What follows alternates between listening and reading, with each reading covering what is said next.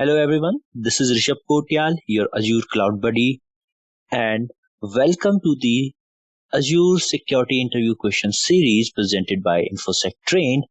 I hope everyone is doing fine and everyone is interested learning something regarding the Azure Security Interview Questions. Now, we are starting this series keeping in mind many of the candidates, they keep asking us that we want to learn, can you give us a bit hint, 3, 4, 5 questions, that what kind of questions will be there. So we will be starting this series.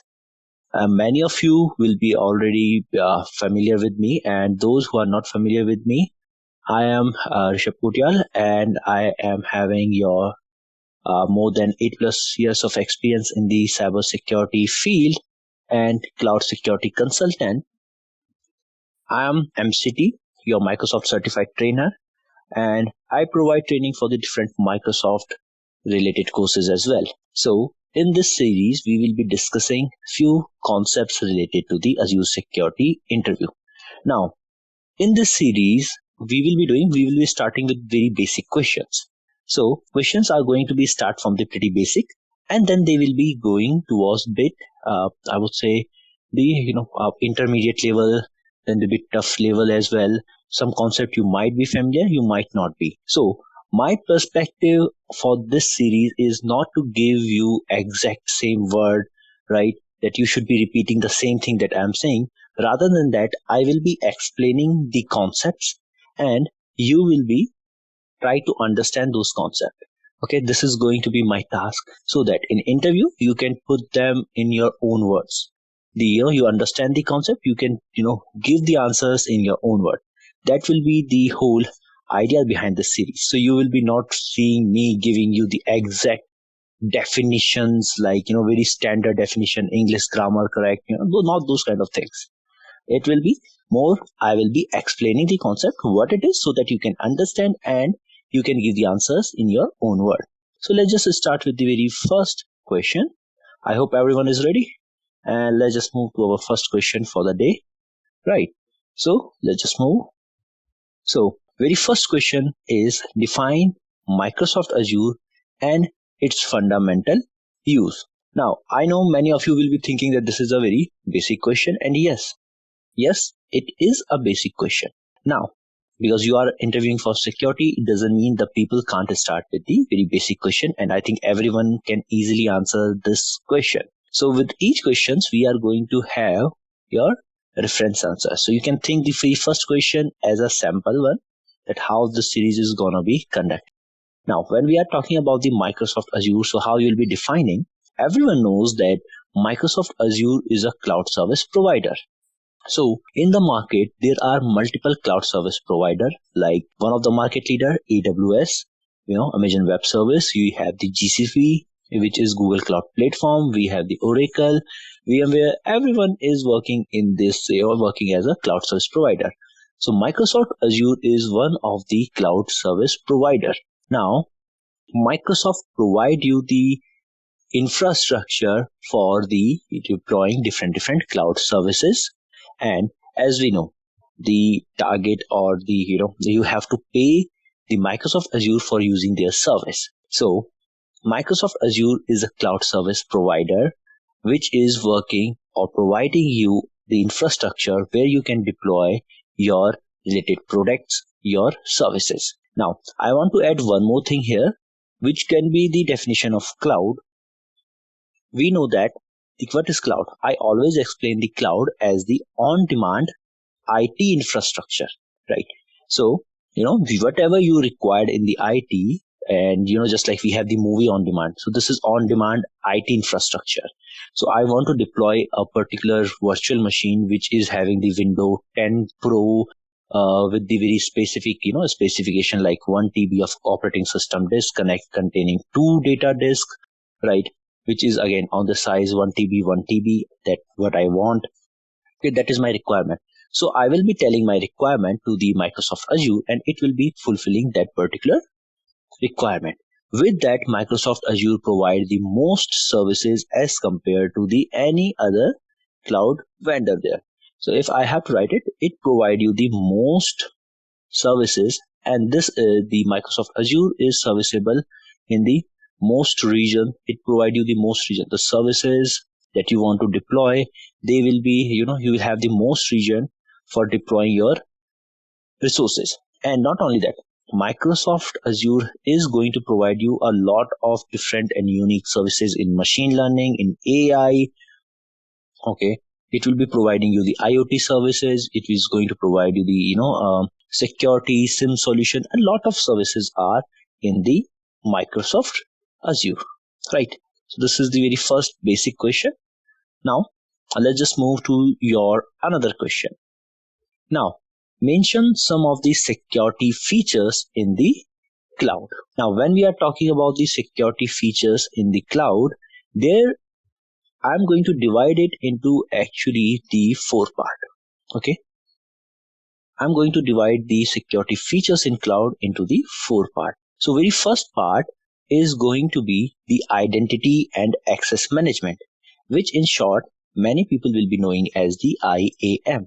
So just like your on-premise, we perform the IAM task, right?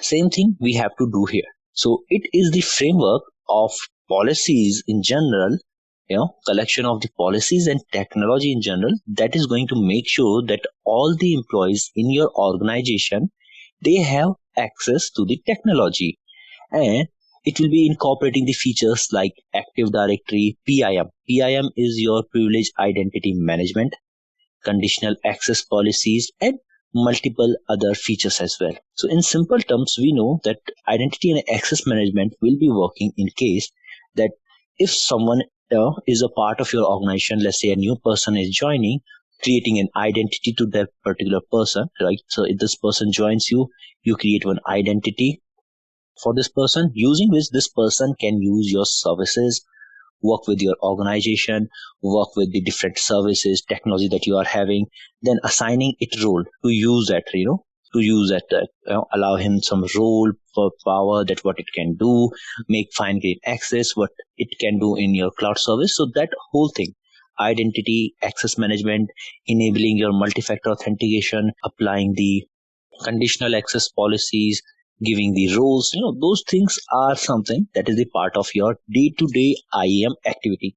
It is pretty much similar to the what you perform in the organization. So this is the first security feature we can say in the cloud. Second is going to be your platform protection. This is the second. Now you must be running multiple your virtual platforms on the Azure cloud itself.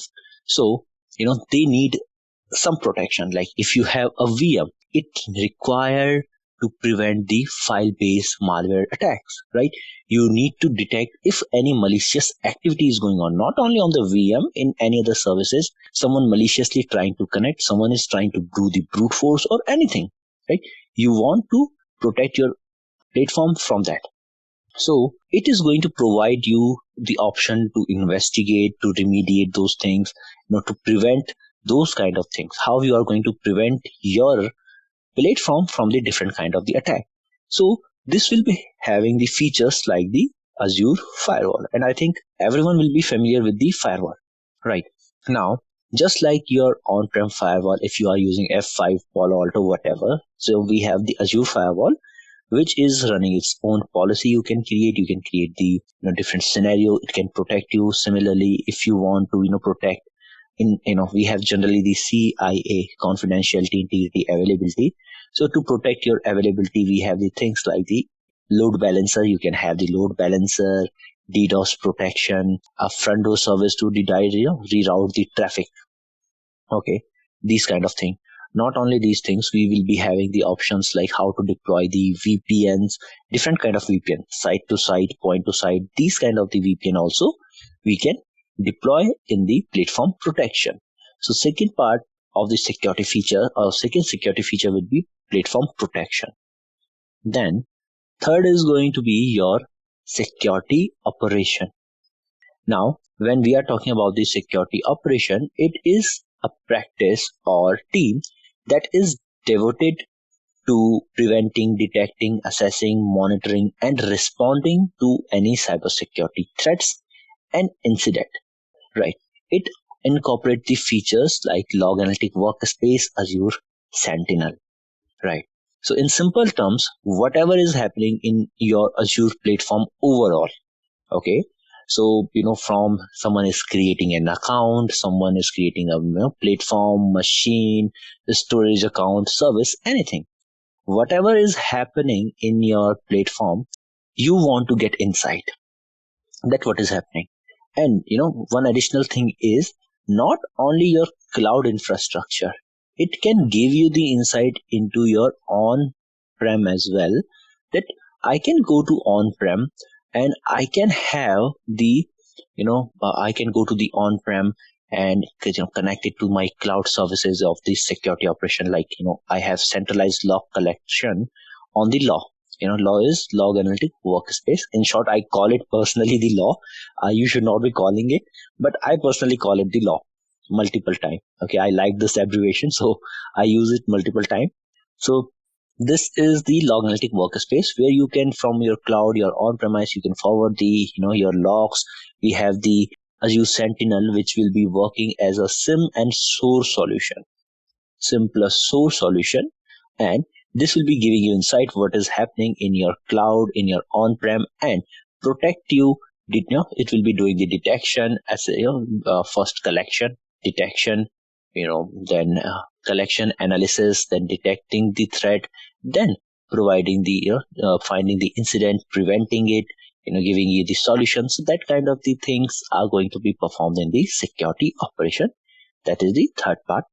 Then fourth part is going to be your securing the data and the application. So this will be the process where you will be trying to protect your data from any unauthorized access, from the data corruption, unauthorized, updation in the data throughout its life cycle. It will be incorporating the features like key vault, encryption, SaaS, service identity, right? So if you're familiar with the key vault, if you have worked with the HashiCorp's key vault as well, so this will be a place where you will be keeping your secrets safe. Secrets can be password, your keys, your certificates.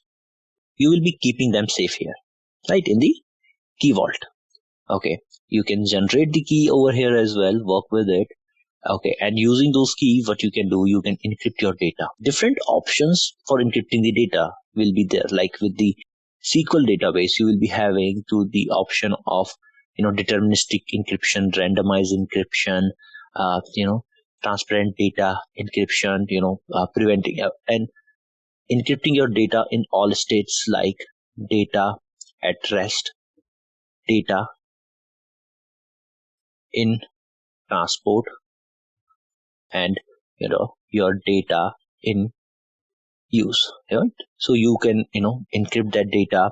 We have the shared access signature to access the different storage services. Using the key, generate the SaaS shared access signature, share them with the people who want to access this different storage, creating the service identity. Working with this service identity will be more of a part of your identity and access management, I would say. But yes, incorporating all these concepts over here. Okay, we can even in the platform protection, the service identity bring one thing in my mind, that we have the options like service endpoint, private endpoint, to securely connecting the platform with each other. So these kind of things are also happening over here, right? So these are the four main security features of your cloud, right? I know this question become a bit lengthy, but I wanted to explain the different security features of the cloud, what they will be providing, and I explain them in regarding of your Azure cloud platform, right? Okay, so let's just move to the another question here. Now, mention the essential thing to be taken into account by the user before moving to a cloud computing platform. So this question can be categorized in here in the admin part as well, that what you should be undertaking, right? What things you should be discussing before you will start moving into the cloud, right? So those things, I'm going to sum them up like, these points. The essential things that should be taken into accounts are going to be the compliance, loss of data, data storage, business continuity, uptime, and data integrity in the cloud computing, right? So when I am moving from my on-prem to the cloud, first thing I would be launching, because I have to be compliant with the different maybe standards, rule, local laws. So first thing is my cloud service provider is providing me that kind of the security. If I move to this, I'm still able to follow those compliances or not. First, I will be checking that. Second, there is going to be any loss of data while I will be, transiting from my on-prem to the cloud. If there will be any loss of data, any kind of data that is not supported over there, okay, which I cannot migrate over there. So that is the kind of the loss of data that I am looking for. Anything that will be dropping or can be lost, that will be the one thing. Then I will be looking what kind of the data storage it provides, what different kind of the data support it will provide, what kind of the different things. Like if I simply talk about the Azure storage account, it can have the blob, and in the blob you can store any kind of file. You can create a virtual hard disk in a blob. You can have the MP3, MP4, YouTube videos, not the YouTube videos, as general the videos. You can have that their images, audio, whatever kind of file you want, you can have it there, right? So you'll be thinking that what kind of data storage I will be requiring. Even it has the big data support. It has your SQL database, NoSQL, PostgreSQL, different kind of the databases are there. Now, business continuity is something that should be always in our mind, that, how in the adverse situation, we will be possibly keep going with our business. And, business goals should be in mind as well, that how it will be helping us to achieve our business goals. So there you can compare the capex, opex, how how it is fulfilling as, or how much beneficial it would be for us to move ourselves to the cloud. So that would be something that will be that you will be undertaking while thinking about moving to this place. And uptime, right? So this uptime, loss of data, continuity, all of this can be answered with the SLAs, right? Service level agreements, that for how much, if any service is there, like a VM with a managed disk, okay. So the let's say the uptime is provided like the 99.5% of the time. If you want to improve it, you are improving it with the availability sets zone, and it is improving by the 99.9% of time. So what will be the uptime for my resources and services that I am going to deploy on the Azure cloud? So that also I have to think about, right? And this is something that should be undertaken while you are moving to the cloud, that if, I'm deploying a VM in which I'm hosting a web server, if it is down, by the, let's say that due to maintenance or due to any other factor, what will be the impact, right? How the impact will be, how I can make sure that uptime is, greater.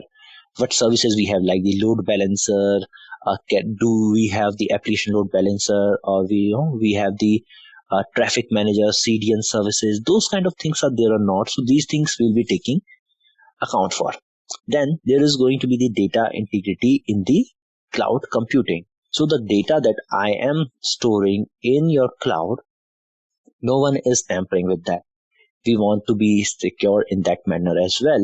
So what kind of the security they are providing in the cloud, like, what kind of encryption? Like few minutes ago, I was talking about the data encryptions, data at rest, data at transit, data in use, those kind of the encryption or security, can it provide or not? So those things usually we will be looking for while we will be moving our solutions to the cloud. Now, let's just move to the next question. Next question is, how can you secure your data for transport in the cloud? Okay. Now, the scenario we are talking about in here, when we are transporting our data. So we have the feature of the data migrations. We have the feature where you will be, let's say that you are having the data and you want to copy your data onto the cloud service. You have the data servers, right? And data storage, and you are thinking that, okay, I need to just send this data, and you have the lot of data servers in your organization. Now you want to copy this data and want them to be stored onto the Azure storage account. For example, we are just talking about the Azure storage account, right?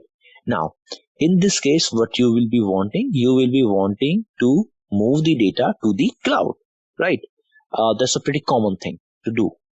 Okay, so when you want to move it to the cloud, we have things like the import export service, if you have heard about them, right? Import and export services. Let's say that you want to send the data to the Azure data center and want them to be uploaded over there.